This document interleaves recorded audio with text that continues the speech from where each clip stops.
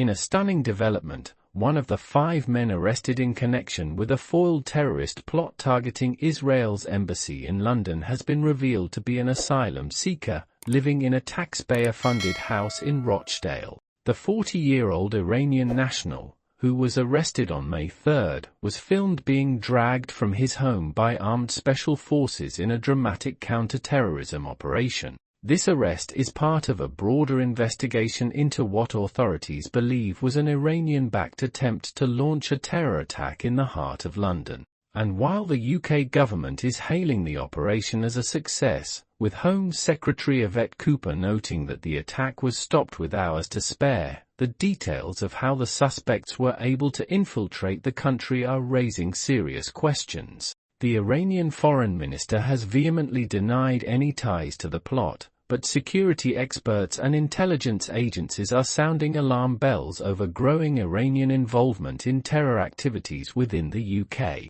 MI5 has confirmed that since January 2022, Iran has been linked to at least 20 terror plots aimed at British targets. But what makes this case even more troubling is where the suspect was living. The man, who had entered the UK illegally via the dangerous Calais route, was residing in a house funded by UK taxpayers, managed by Serco, a government contractor responsible for housing asylum seekers. The property's rent and bills were covered by the Home Office. This man had been living in the UK as an asylum seeker, barely interacting with his neighbours, and yet, he was allegedly plotting one of the most serious terror attacks in recent history. With a record number of migrants crossing the English Channel this year alone, security officials are increasingly concerned that the Calais route is being used by foreign operatives, including those backed by state sponsors like Iran, to infiltrate the UK.